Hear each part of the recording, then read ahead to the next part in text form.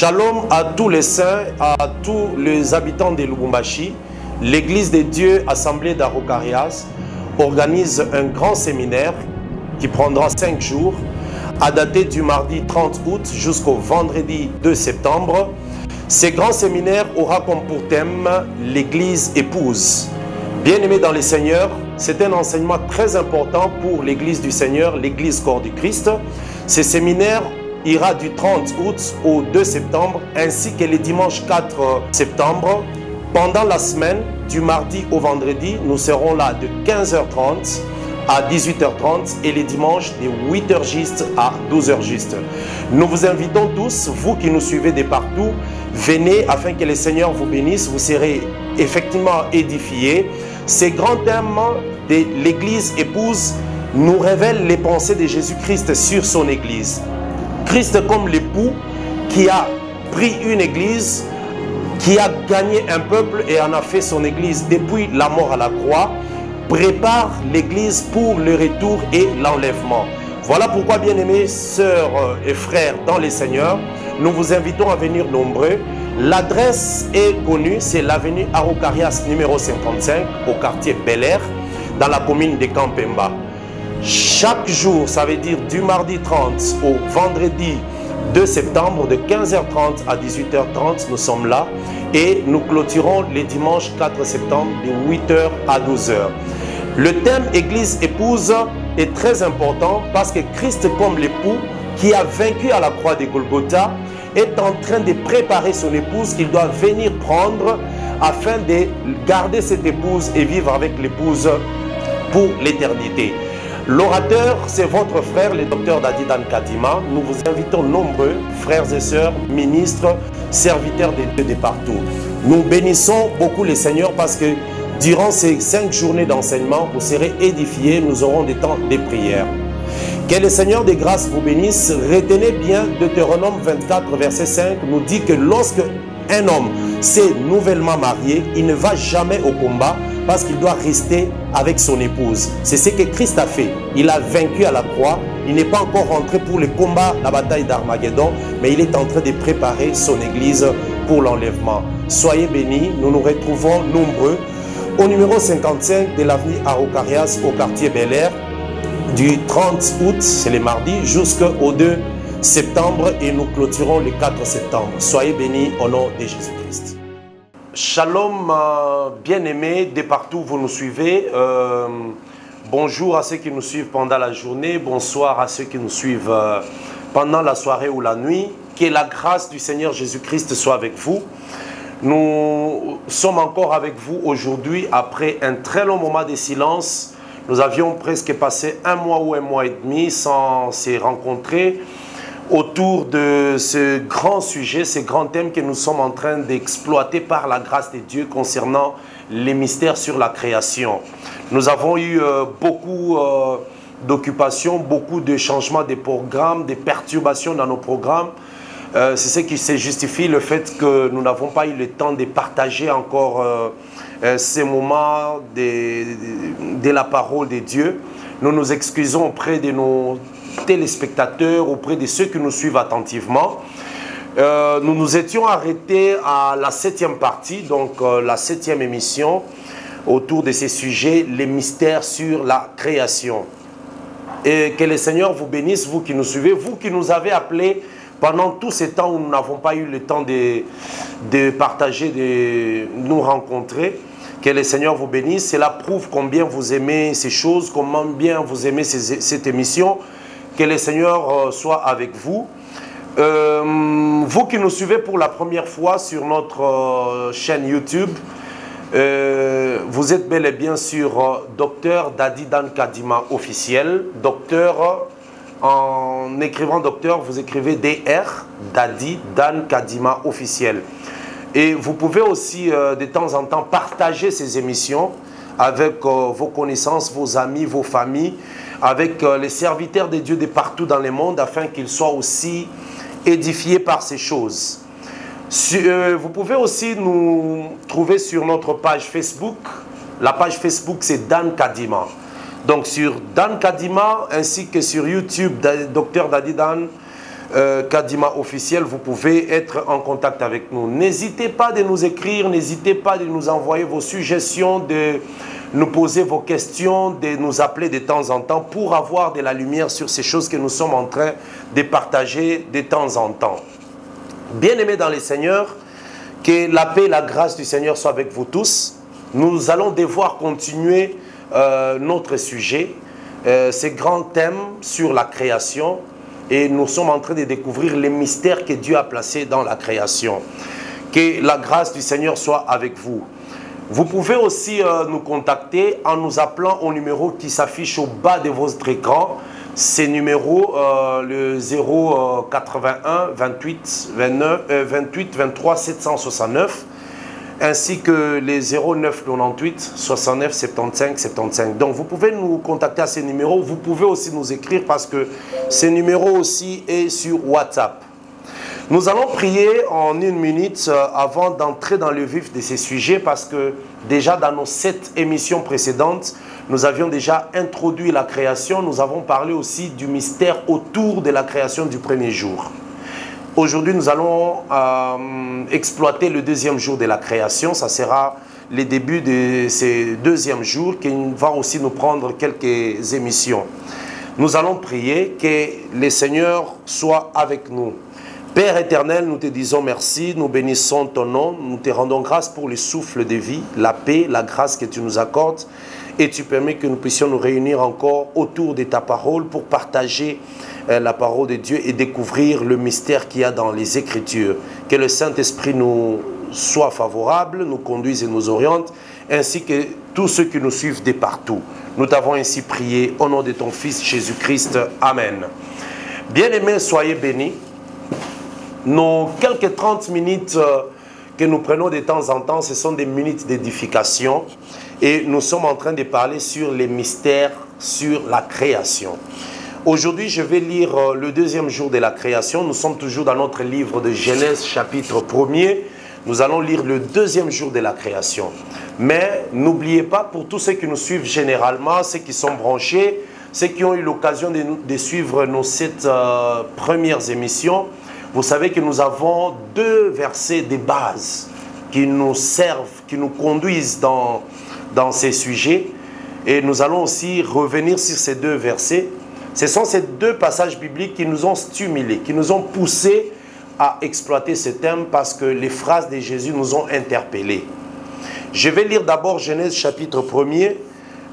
Nous lisons le verset 6 jusqu'au verset 8, parce que c'est là que nous tirons la pensée d'aujourd'hui sur le deuxième jour de la création.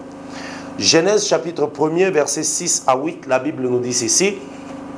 Dieu dit qu'il y ait une étendue entre les eaux, et que cette étendue sépare les eaux d'avec les eaux. Et Dieu fit l'étendue, et il sépara les eaux qui sont au-dessous de l'étendue d'avec les eaux qui sont au-dessus de l'étendue. Et cela fut ainsi. Dieu appela l'étendue ciel. Ainsi il y eut un soir et il y eut un matin. Ce fut le deuxième jour. Donc nous constatons que au deuxième jour de la création, Dieu n'a pas créé les eaux, mais il a séparé les eaux pour ainsi créer l'étendue. Donc, le premier jour de la création, Dieu dit que la lumière soit et la lumière fit. Donc, au premier jour, Dieu a appelé la lumière à l'existence. La lumière a existé, mais lorsque la lumière existe, il y avait déjà le ténèbre. Parce que la Bible nous dit, au commencement, Dieu créa les cieux et la terre. La terre était informe et vide, et il y avait des ténèbres à la surface de l'abîme. Et l'Esprit de Dieu s'émouvait au-dessus des eaux. Et Dieu dit que la lumière soit, et la lumière fut. Donc, le premier jour, Dieu appelle la lumière à l'existence. Mais lorsque la lumière arrive, la lumière trouve déjà le ténèbre, et l'arrivée de la lumière crée une séparation. Donc, Dieu sépare maintenant le ténèbre qui existait avec la lumière qui venait d'arriver. Alors, il a appelé la lumière jour et il a appelé les ténèbres nuit. Vous voyez, donc, il y a eu cette séparation le premier jour. Et nous avions compris prophétiquement et spirituellement que cette lumière déjà nous parlait de la présence du diable qui a été précipité sur la terre. Donc le diable s'est révolté avant le premier jour de la création et il a été précipité sur la terre. Son arrivée est typifiée ou est confirmée par la présence de ténèbres.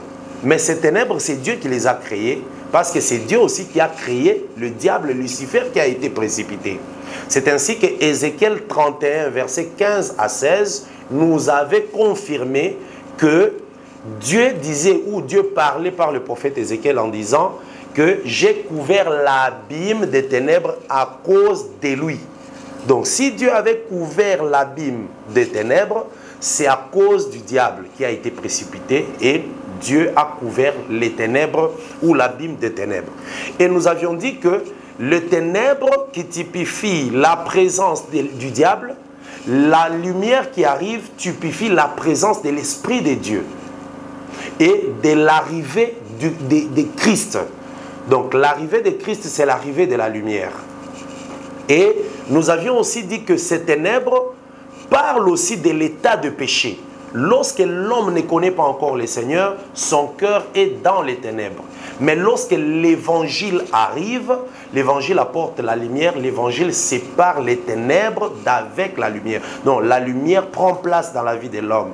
C'est ce que la Bible nous dit dans 2 Corinthiens 4, au verset 4 jusqu'à 6. La Bible dit que de la même manière que Dieu dit que la lumière soit et la lumière fut, c'est de la même manière que Dieu a fait briller l'évangile dans nos cœurs.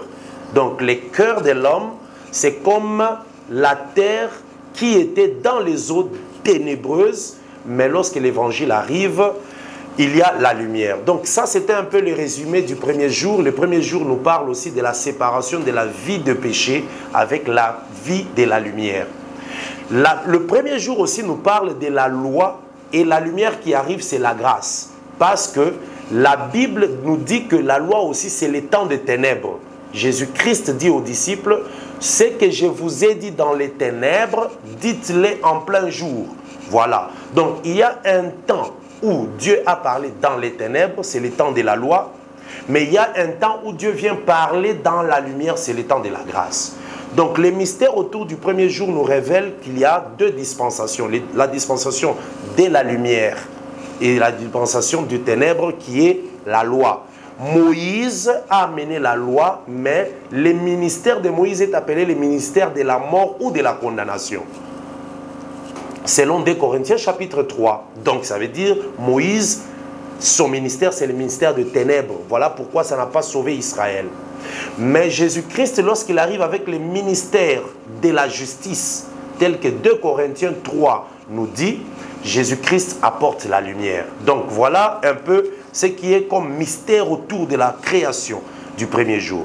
Lorsque nous arrivons au deuxième jour de la création, les eaux existaient déjà avant le premier jour de la création, mais Dieu sépare seulement les eaux d'en haut.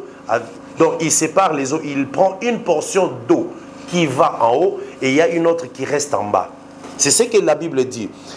Dieu dit qu'il y a eu une étendue entre les eaux.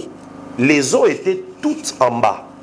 Mais Dieu sépara les eaux d'avec les eaux. Donc les eaux qui étaient en bas, Dieu attire une portion d'eau qui va vers le haut et l'autre reste en bas. Donc il y a eu séparation des eaux d'avec les eaux.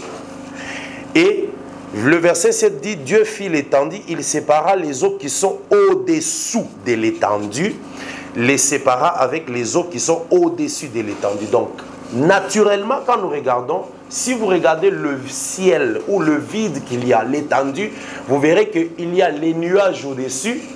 Ces nuages sont des eaux. C'est ça, les nuages sont des eaux d'en haut. Mais il y a aussi des eaux d'en bas que nous appelons des fleuves, des océans, des mers, ainsi de suite. Donc il y a deux types d'eau. Voilà pourquoi, dans la nature, lorsqu'il pleut, la pluie vient d'où? Ce sont des eaux d'en haut. Là, je parle d'abord naturellement. Parce que la création, d'abord, elle a été physique avant de l'expliquer spirituellement. C'est ainsi que nous avons les eaux d'en bas, dans des fleuves, les océans, les mers, les sources, ainsi de suite. Mais nous avons aussi les eaux d'en haut qui viennent d'en haut. Ces nuages-là, lorsque ces nuages se compressent. Ces nuages deviennent glacés. À un certain moment, ça se décongèle, ça devient de l'eau, la pluie qui tombe. Donc voilà un peu dans la nature telle que Dieu a fait les choses. Dieu a séparé les eaux d'en haut et les eaux d'en bas. Et l'espace qu'il y a entre les eaux d'en haut et les eaux d'en bas, c'est cet espace qui est l'étendue que Dieu appela ciel. Donc le ciel, c'est l'espace entre les eaux d'en haut et les eaux d'en bas. Que le Seigneur vous bénisse abondamment, c'est très très important. Mais allons maintenant dans l'aspect spirituel de cette création. Parce que j'aimerais ici lire un peu cette pensée dans Matthieu chapitre 13.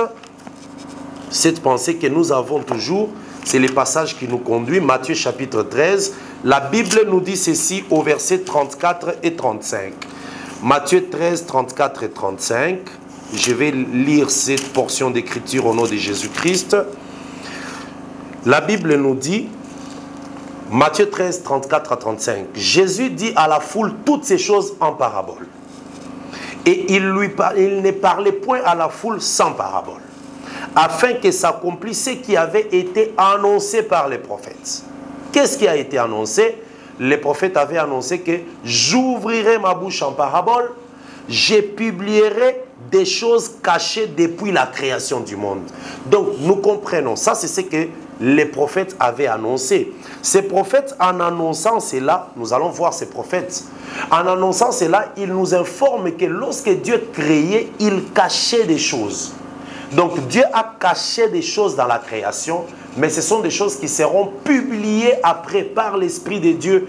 Et Jésus-Christ devait venir annoncer cela, des choses cachées. La création, c'est un mystère. La création, ce n'est pas seulement une histoire. La création, il ne faut pas la lire et s'arrêter au niveau de l'histoire ou de la lecture. Non. L'Esprit de Dieu doit nous faire comprendre qu'est-ce que Dieu cachait dans la création. Quels sont les mystères enfouis dans la création? C'est ce que nous sommes en train d'expliquer.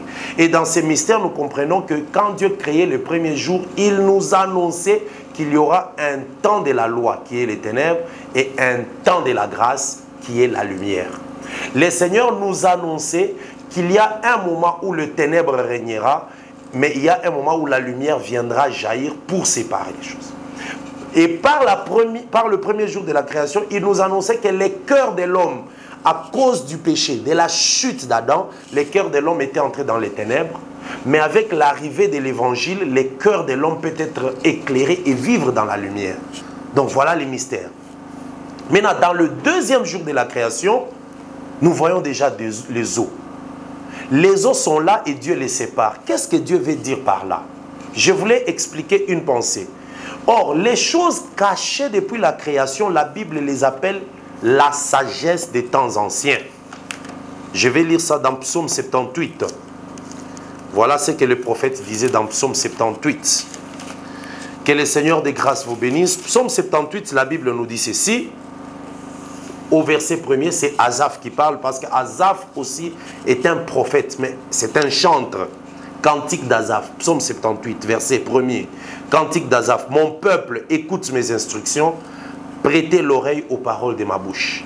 J'ouvre la bouche par des sentences et je publie la sagesse des temps anciens. C'est ce passage ici qui est répété dans Matthieu 13.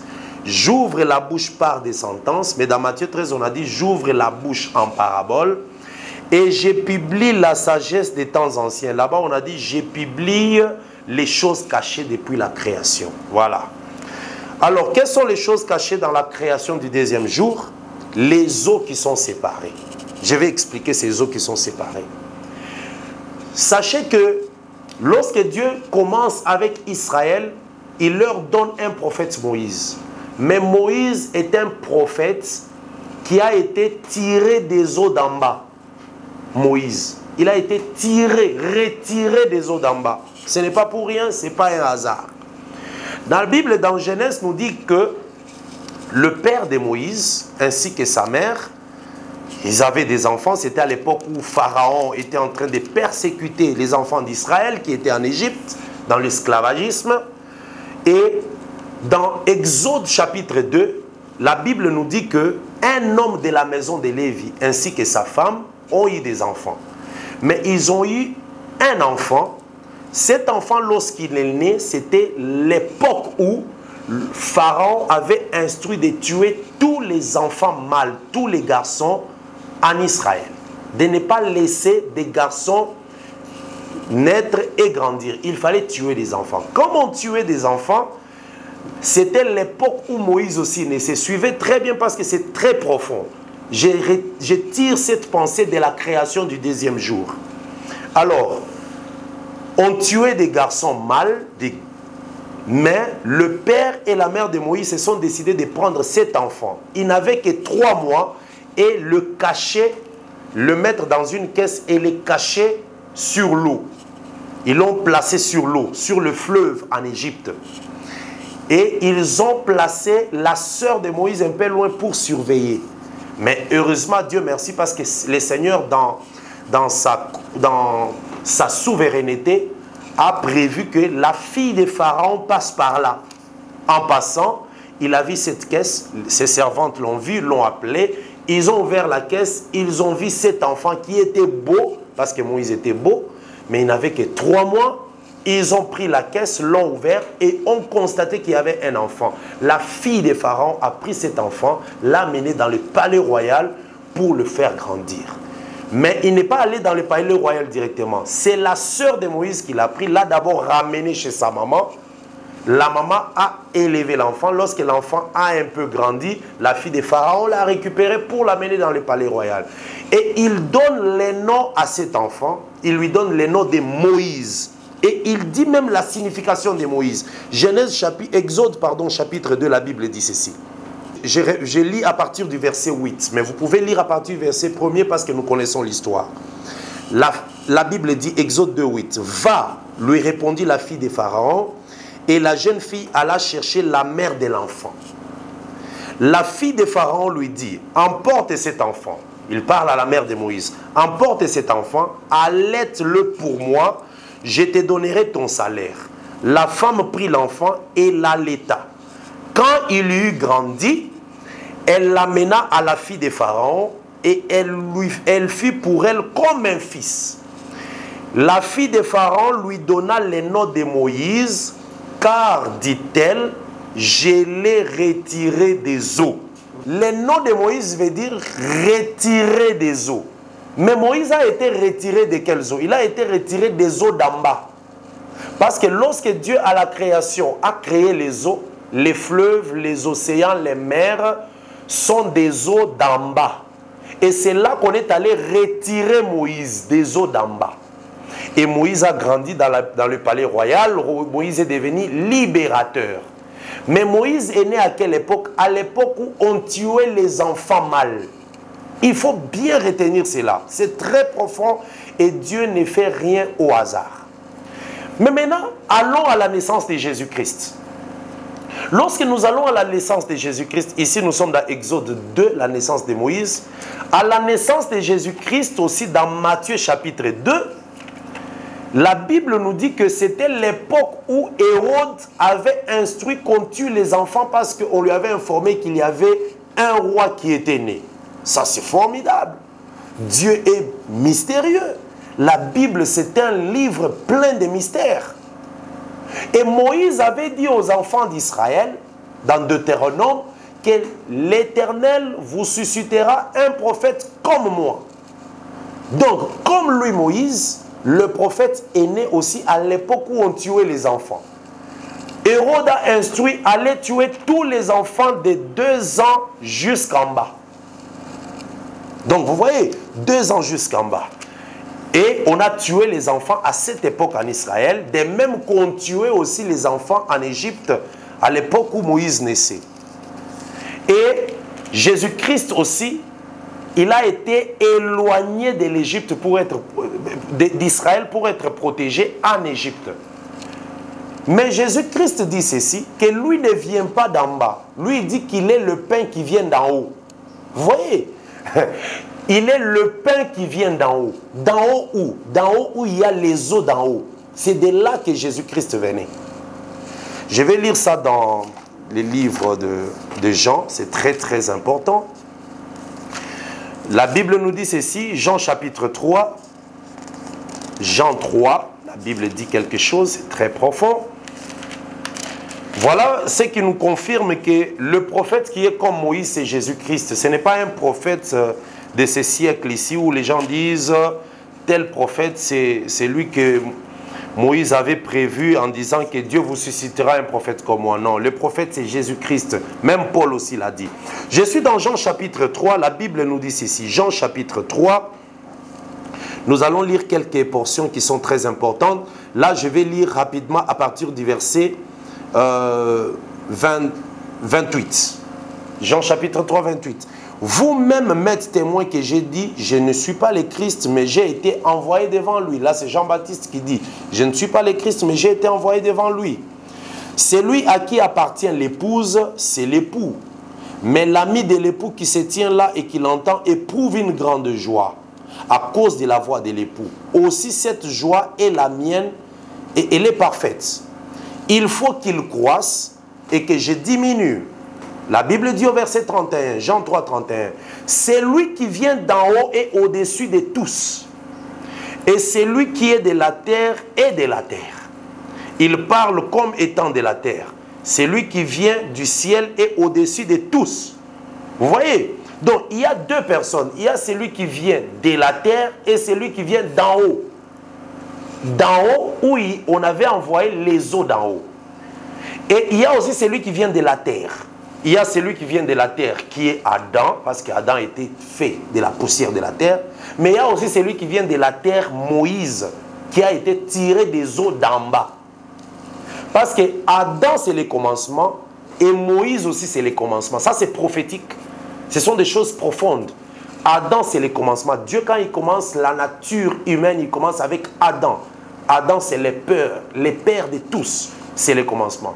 Mais Moïse aussi est le commencement. Pourquoi? Parce que on a connu Adam que par Moïse. C'est Moïse qui nous a parlé d'Adam. Donc, avant Moïse, on a parlé à personne d'Adam. Si Moïse n'était pas venu, on n'aurait pas eu l'information sur Adam. C'est Moïse qui nous a parlé d'Adam, c'est Moïse qui nous a parlé d'Abraham, d'Isaac, de Jacob et tout, et tout, et tout. C'est Moïse. Donc Moïse, c'est un commencement. Mais il est tiré des eaux d'en bas. Lui, il est celui qui vient de la terre. Mais Jésus-Christ, lui, vient des eaux d'en haut. Voilà pourquoi la Bible nous dit dans Ecclésiaste, jette ton pain à la surface des eaux. Ecclésiaste chapitre 11, à partir du verset 1er. Jette ton pain à la surface des eaux. Après un moment, tu les récupéreras. Là, c'est Ecclésiaste 11. Nous allons entrer dans cette profondeur l'émission prochaine. Qui a jeté son pain à la surface des eaux? C'est l'Éternel lui-même. Parce que son pain, c'est Jésus-Christ. Jésus-Christ, c'est le pain de vie.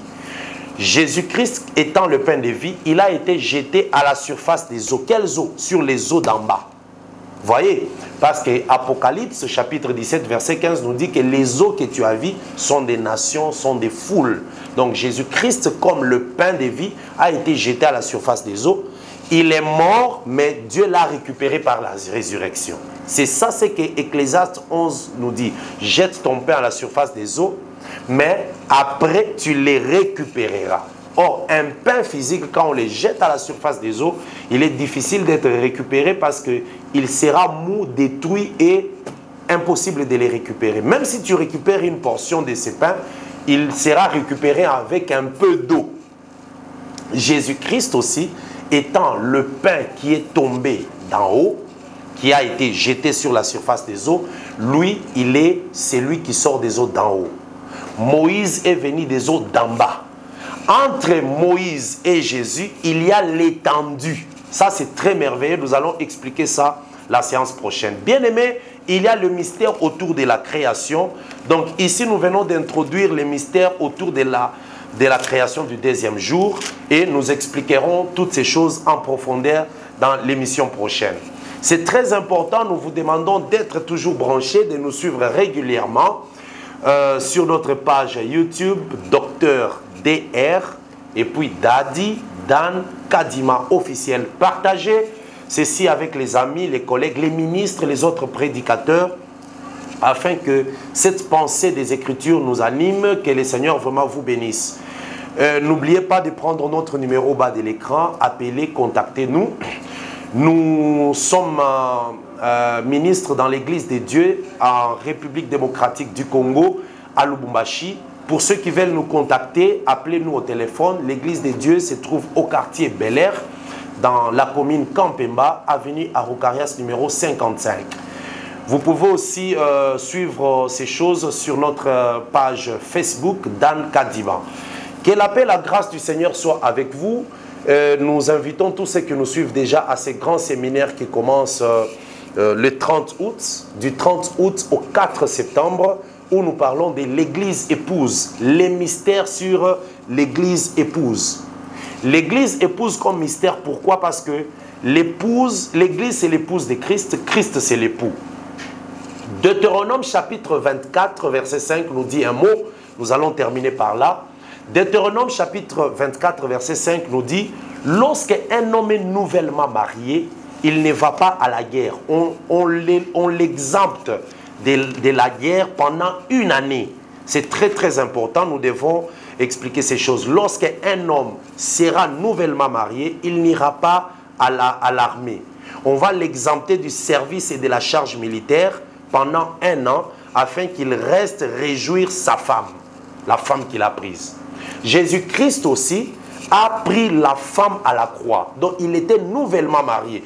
Parce que c'est à la croix qu'il est mort et que l'eau et le sang qui est sorti a été un sacrifice pour qu'il gagne la femme. Alors il n'ira pas à la guerre. Parce que la croix c'est la bataille, c'est la guerre. Mais il y a une autre guerre après la croix, c'est la bataille d'Armageddon. Donc, de la croix jusqu'à la bataille d'Armageddon, il y a l'année de grâce que Jésus-Christ a publiée. Il a dit, je suis venu publier l'année de grâce. Donc, de la croix où il a pris la femme, parce que l'Église est l'épouse à partir de la croix, il n'ira plus à la guerre prochaine qui est la bataille d'Armageddon. Et cette période-là, c'est une année où on l'exempte, on l'exempte du service militaire. Il reste avec sa femme pour la réjouir. Et c'est pendant cette période que Christ est en train de préparer son épouse par l'œuvre ministérielle, afin que l'Église soit préparée complètement pour l'enlèvement. Et c'est après l'enlèvement de l'Église que Christ maintenant ira à la bataille d'Armageddon pour aller chercher Israël. Voilà le mystère. Nous allons parler de l'Église épouse pendant ces séminaires jusqu'au 4 septembre. Pendant la semaine, c'est de 15h45 à 18h45 et les dimanches 4 septembre de 8h à 12h. Que le Seigneur de grâce vous bénisse, que la paix de Christ soit avec vous et shalom dans vos maisons. Shalom à tous les saints, à tous les habitants de Lubumbashi. L'Église des dieux Assemblée d'Araucarias organise un grand séminaire qui prendra 5 jours, à dater du mardi 30 août jusqu'au vendredi 2 septembre. Ce grand séminaire aura comme pour thème l'Église épouse.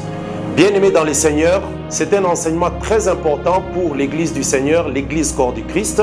Ce séminaire ira du 30 août au 2 septembre, ainsi que le dimanche 4 septembre. Pendant la semaine, du mardi au vendredi, nous serons là de 15h30 à 18h30 et les dimanches de 8h juste à 12h juste. Nous vous invitons tous, vous qui nous suivez de partout, venez afin que le Seigneur vous bénisse, vous serez effectivement édifiés. Ces grands thèmes de l'Église épouse nous révèlent les pensées de Jésus-Christ sur son Église. Christ comme l'époux qui a pris une Église, qui a gagné un peuple et en a fait son Église depuis la mort à la croix, prépare l'Église pour le retour et l'enlèvement. Voilà pourquoi, bien-aimés sœurs et frères dans les Seigneurs, nous vous invitons à venir nombreux. L'adresse est connue, c'est l'avenue Araucarias numéro 55 au quartier Bel Air, dans la commune de Kampemba. Chaque jour, ça veut dire du mardi 30 au vendredi 2 septembre, de 15h30 à 18h30, nous sommes là. Et nous clôturons les dimanches 4 septembre de 8h à 12h. Le thème Église épouse est très important parce que Christ comme l'époux qui a vaincu à la croix de Golgotha est en train de préparer son épouse qu'il doit venir prendre afin de garder cette épouse et vivre avec l'épouse pour l'éternité. L'orateur, c'est votre frère, le docteur Dadi Dan Kadima. Nous vous invitons nombreux, frères et sœurs, ministres, serviteurs des dieux de partout. Nous bénissons beaucoup le Seigneur parce que durant ces 5 journées d'enseignement, vous serez édifiés, nous aurons des temps de prière. Que le Seigneur des grâces vous bénisse. Retenez bien, Deutéronome 24, verset 5, nous dit que lorsque un homme s'est nouvellement marié, il ne va jamais au combat parce qu'il doit rester avec son épouse. C'est ce que Christ a fait. Il a vaincu à la croix. Il n'est pas encore rentré pour le combat, la bataille d'Armageddon, mais il est en train de préparer son église pour l'enlèvement. Soyez bénis, nous nous retrouvons nombreux au numéro 55 de l'avenue Araucarias au quartier Bel-Air du 30 août, c'est le mardi, jusqu'au 2 septembre et nous clôturons le 4 septembre. Soyez bénis au nom de Jésus-Christ.